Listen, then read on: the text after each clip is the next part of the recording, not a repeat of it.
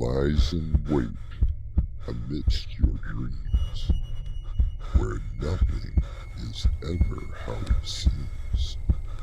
It is a portal to a terrifying world beyond the doorway to nightmare.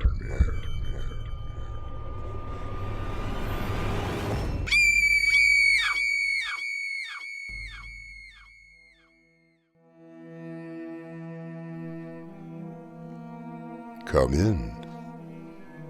Welcome. I'm your host through the doorway to nightmare. Getting engaged to the right person can be quite a task. Yet some men and women find it easier to plan a wedding than meeting the family. Years ago, it was the custom to ask the father for his daughter's hand in marriage. The man would have to have means, fine breeding, and the best behavior. But what if the daughter was more hesitant for her fiancé to even come to her home? I just don't understand, Cynthia. I love you. And I love you, Michael. I just don't think that it's a good idea for you to meet Father right now. But we have been engaged for almost a year now. I haven't even met your family yet. You must trust me. I do. But you make it sound so mysterious, like something out of a Dickens novel. No, not Dickens. More like Edgar Allan Poe. Our mystery drama, Harvest, was written especially for Doorway to Nightmare by Winslow, Swan, and stars Crimson McKenzie. It is sponsored in part by Swanage Press. I'll be back shortly.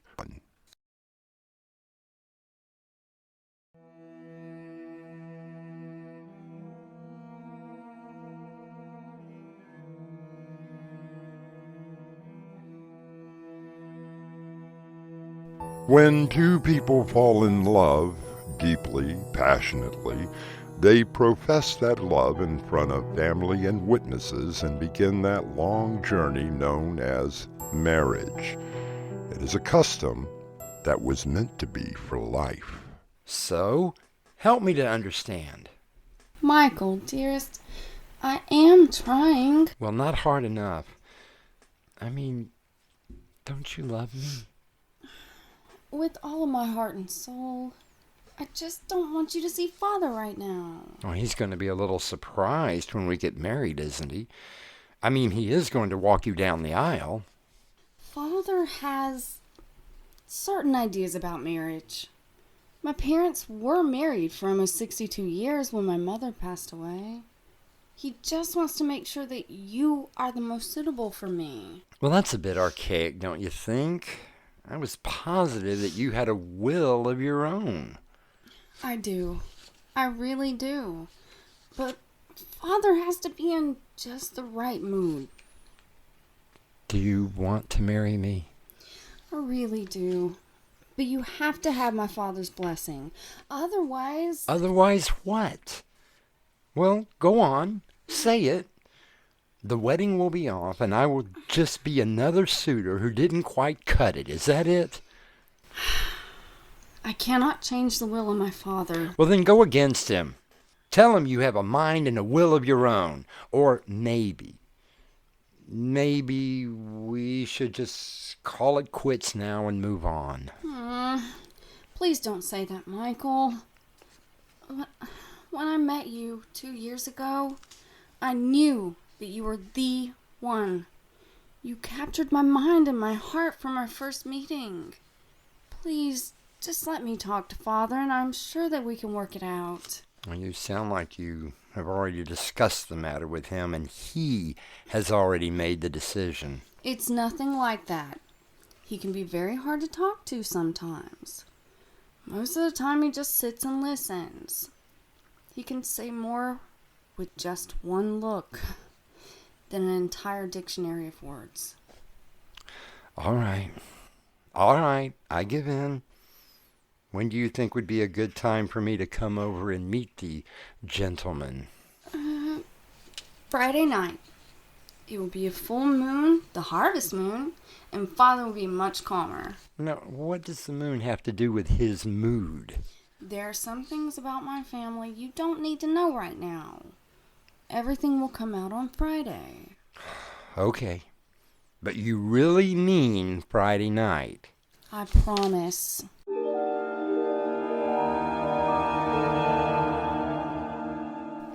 Father? Father, please. Michael is a good man. I know about the legend of our family, but you must not do anything. I mean anything. He's coming over Friday night, and yes, I know what Friday night is, but he wants to meet you. I think that it is time for him to meet you. Well? It took a little persuasion, but he has agreed to meet you on Friday. Well, it's about time.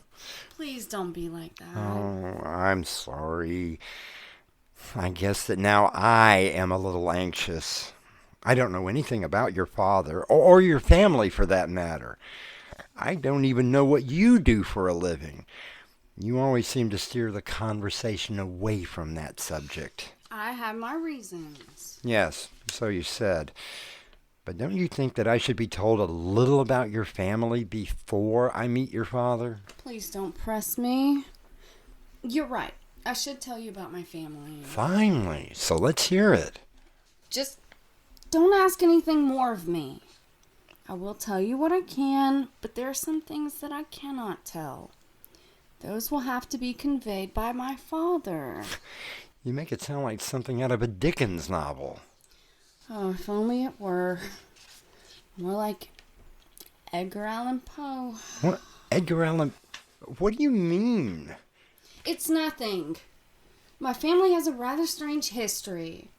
My grandparents on my father's side came from Germany when they were very young. They made a life here in America, and my grandfather was a successful businessman. He passed the business on to my father when he died. My father met my mother during a conference in New York City. They married shortly after meeting, and I came along 2 years later. When I was of age, my father and mother let me join the family business. But what is the family business? I've known you all of this time, and all we ever do is meet at restaurants and theaters or at the park. And thank you for respecting me enough not to ask about it. Oh, don't think I wasn't curious. It just isn't something that you bring up in everyday conversation. So I take it that you are not a secretary. Oh, no. Since Father had a stroke. You never said anything about a stroke. Well, I must have told you. You have been taking care of him all this time? Yes, I have. When Mother passed away, he was already having health issues and could not keep up the pace of the business. So, as their only child, it was left up to me. You are one remarkable woman. No wonder I love you. You take care of your father and the business, and you still find time to see me. I would always find time for you, my love.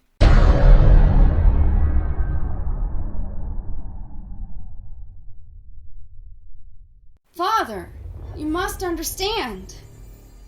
I love him, and there isn't anything that you could do or say to change that. Now, I am bringing Michael over Friday night so that we can all sit down, have a nice dinner, and I can explain everything to him. I know what Friday is. You act as if I don't know anything. Who has been taking care of you and the family business for the last year? Please don't look at me like that. I said don't look at me like that. In the days of yore, the family of the bride-to-be had to have a dowry before a man would marry their daughter. Now, it is the man who has to show he can afford to take care of the woman. But who is taking care of whom in our little story? Answers may be forthcoming when I return with Act 2.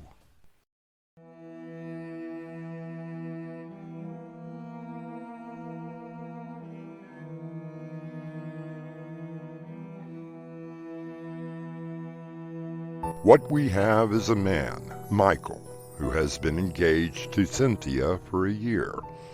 He knows very little about her or her family. He knows that he is deeply in love with her and has been invited to finally meet the patriarch of the family. It is now Thursday evening. We find the pair at a restaurant having dinner. Happy, darling? Yes. I think the steak was a little overcooked. Yes. The wine was a little bitter. Yes. I'm thinking of shaving my head and joining a cult. Yes. You haven't heard a thing that I've been saying. I'm sorry. I guess my mind was wandering. You worried about something? Of course I'm worried, Michael. I'm worried about the business, about Father, and the fact that you're meeting him tomorrow night has me frightfully worried. Well, it can't be as bad as all that.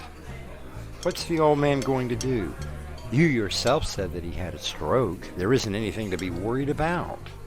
Yes, so you say, but what if he doesn't like you?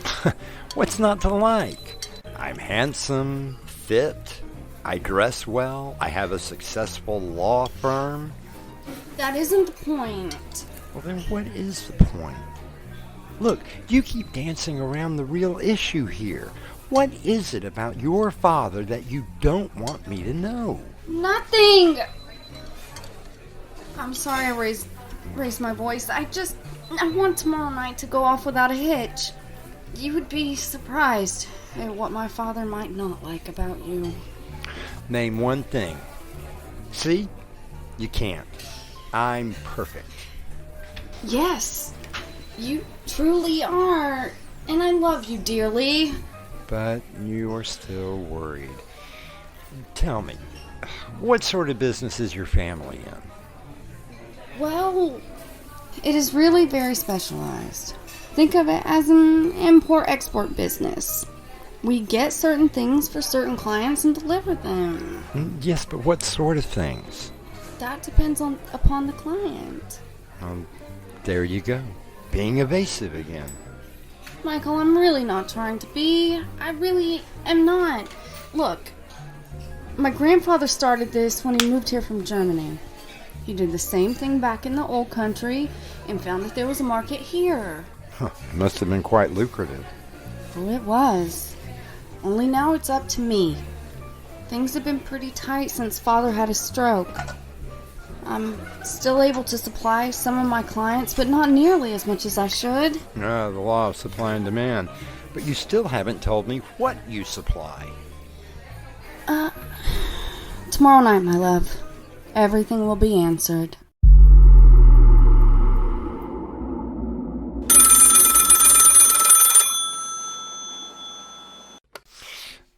Hello? Oh, Jack, it's you. And what did you find out? And nothing on file at the courthouse? No, that won't be necessary. I'm going over to her home tomorrow night to meet the elusive father, my future in-law. What did you find out about her grandparents? Really? Oh, that is interesting. Okay, keep digging. There has to be some sort of a business license or something. No. I'll call you after my dinner with the in-laws. Father, it has been so hard lately. No, you just don't understand. You never understood. I wanted a life of my own, but you just couldn't let me have that. In the last 10 years, I've brought 4 potential husbands home to meet you. You found fault with all of them, and well, you know what we had to do. Now don't look at me like that. You're going to have to just sit there and take it this time. You will like Michael. I do. I love him. Besides, if something were to happen, you know that I will take care of everything. Questions, and more questions. Mystery. It is what can keep a relationship intact. As a woman once told me, Don't reveal everything at once. Ease into the secrets. We will ease into Act 3 when I return.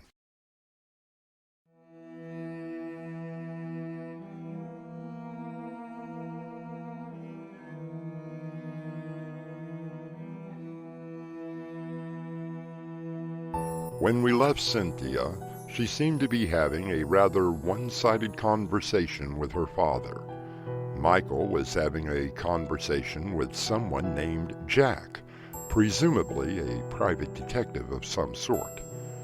It is now Friday afternoon, and Michael is preparing for his dinner and meeting with his future in-law. He is in his office finishing up last-minute business before the weekend, dictating a letter for his secretary into a recorder. The retainer will be our usual fee. Thank you again for your business with our firm. Sincerely yours, etc., etc. Miss Flanders, type that up for me and have it ready for Monday's mail.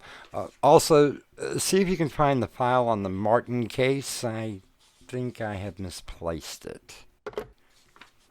There. I think that about covers everything. Wait, what's this? Jack must have left this sometime today.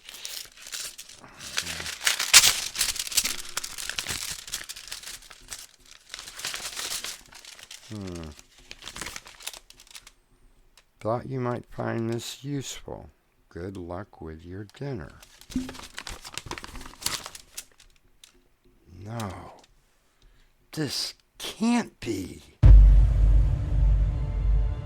You look very handsome tonight, Father. Michael should be here in a few minutes. Oh, he called from the office. Yes, Father, I know. I have everything prepared. Will you please let me handle it? I'm sure the clients will be very pleased. I told you, I will not let you down. I think it will be best if you stayed here, in the dining room. I will see Michael in the living room before I bring him in here. Yes, Father, I sharpened all the knives. There will not be any mistakes.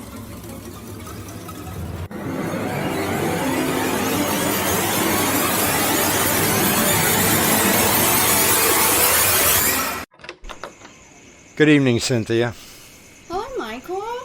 Welcome to my home. You look wonderful. Do you think that we can skip the pleasantries? If you insist. Why don't you come in? Thank you. Why don't we go into the living room? No, I don't think so. Michael, what is it? Or why don't you tell me, Cynthia? You seem cold. After what I found out, I'm a little surprised at myself that I even came out here. Then why did you come out? I guess I just had to see if you were going to lie to me anymore. Lie to you? In what way? Well, let's start with your name. You know my name. Oh, no. I only know you as Cynthia. Because that is my name. Then who is Cassandra? I don't know. You know, I am an attorney. Yes, I know. And occasionally we do hire private detectives. Nothing to say? Well, let me say it for you. You are Cassandra Harding. You and your father were both arrested in upstate New York 3 years ago. This is absurd. How can you... You were arrested and charged with grave robbing. It was never brought to trial because you and dear old Dad disappeared. Oh, please, Michael, let me explain. Oh, no explanation is necessary when you wouldn't tell me anything about you or your family. I asked my detective to look into a few things. Without me knowing about it, he got some of your fingerprints off of my car and had a friend of his in the police force run them. No explanations? What are you doing? Calling the police. Hello? What the hell are you doing? I can't allow you to do that. Cynthia, Cassandra, whoever the hell you are, just put the knife down.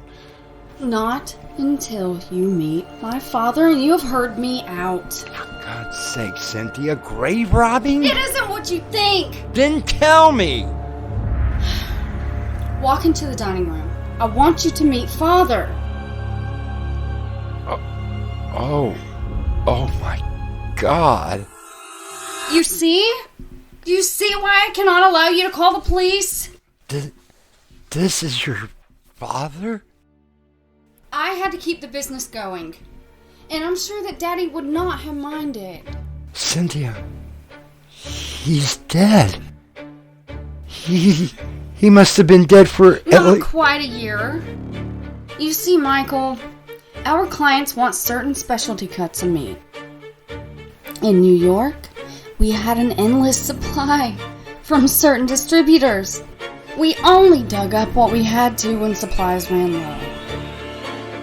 When we relocated here, we lost not only our distributors, but all of our supplies. Then you're a cannibal? You've been eating your father? No! I would never eat Father.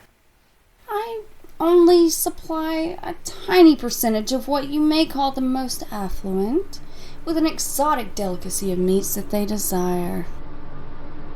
Father is almost gone, and I have an order for a spleen and a liver. I am so glad you were able to come to dinner tonight.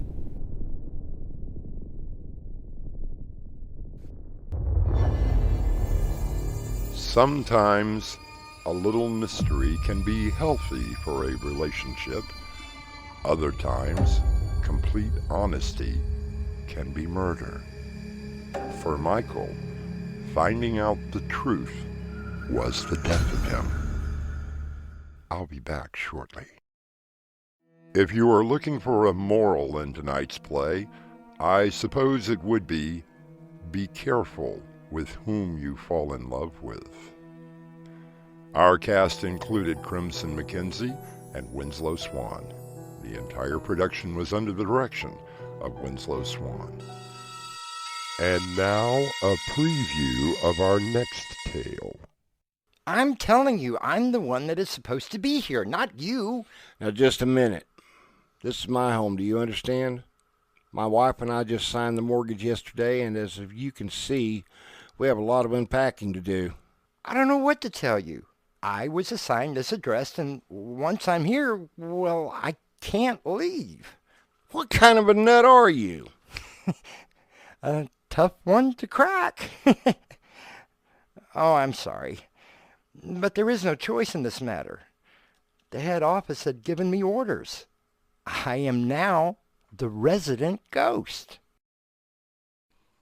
And this is your host, inviting you to return with us through the doorway into nightmare for another adventure into the terrifying world of your imagination. Until next time, slumber peacefully. Epilogue. The butler did it.